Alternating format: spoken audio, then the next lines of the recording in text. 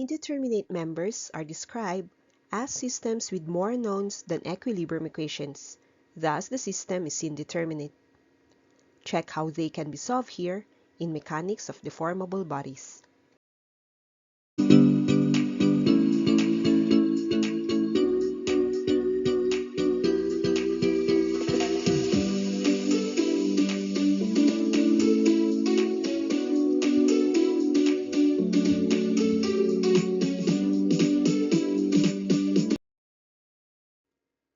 The system to be considered in this problem is a reinforced concrete column which has a dimension of 300 by 300 mm.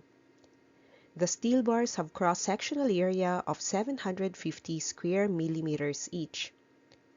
The column is under a 1,200 kN compressive load, and we are to look for the stress in each material.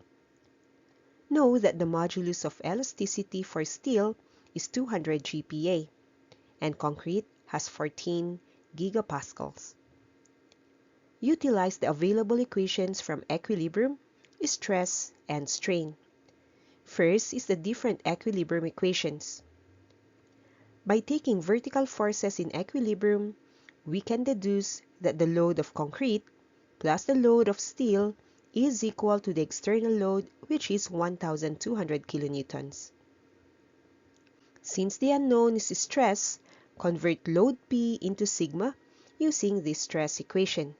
That is, stress is equal to load P all over the cross-sectional area A.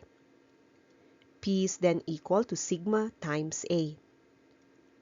Plug this into the equilibrium equation to have sigma A of concrete plus sigma A of steel as equal to 1,200 kilonewtons converted in newtons by the factor of 1,000.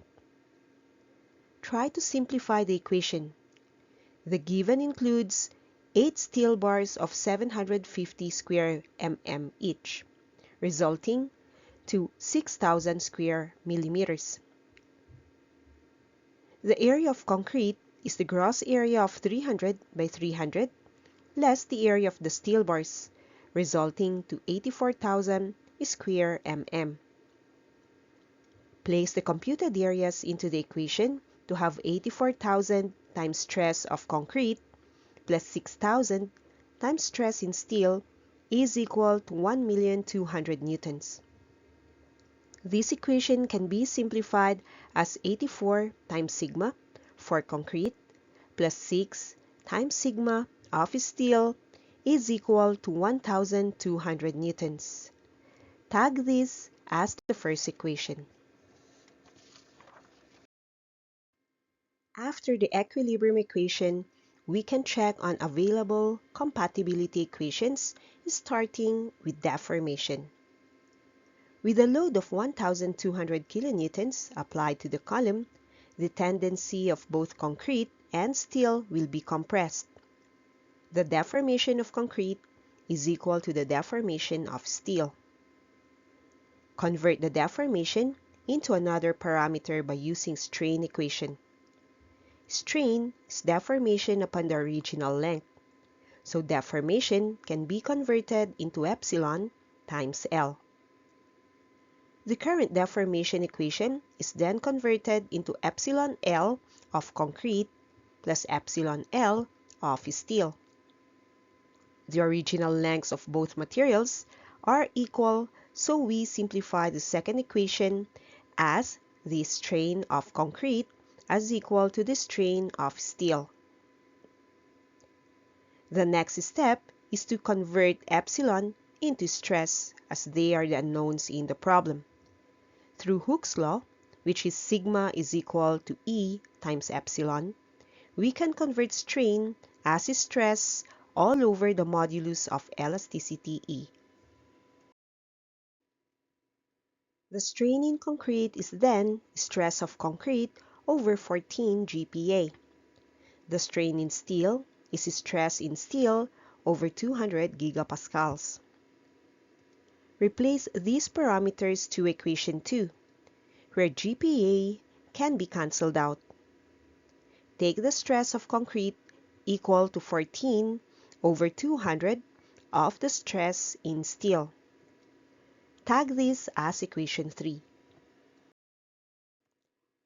Having another equation we can use with the required parameters, we can substitute equation 3 in equation 1. We have 84 times 14 over 200 of stress of steel plus 6 times steel stress as equal to 1,200 newtons. Simplify the terms and arrive at 297 over 25 times stress in steel is equal to 1,200 newtons.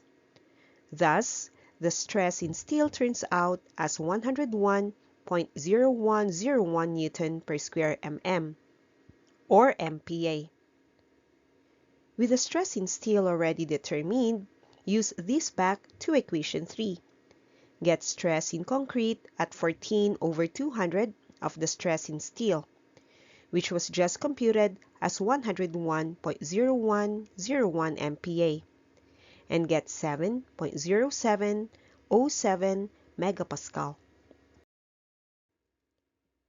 A follow-up problem to the system creates a condition that the allowable stress in concrete is 6 MPa, and that of steel is 120 MPa. We are to look for the maximum safe axial load that can be applied to the reinforced concrete column. This problem is not just simply using the allowable stress with P all over A. We need to check the situation that both materials are integrated together. As a load is applied to the column, the concrete will be the first to reach its maximum capacity, while steel will not be optimized yet.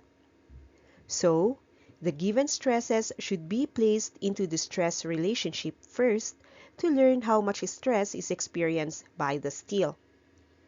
With the relationship that concrete stress is 14 over 200 of steel stress, maximize concrete stress as 6 MPa. To determine that steel stress is only 85.7143 compared to its capacity, which is 120 MPa.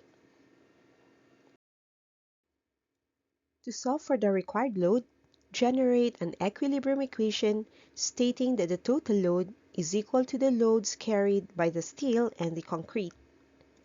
Place the stress values of steel as 85.7143 and concrete as 6 megapascal, with the computed cross-sectional areas. The total load is then computed as 1,018,285.714 newtons, or that is 1,018.2857 kilonewtons.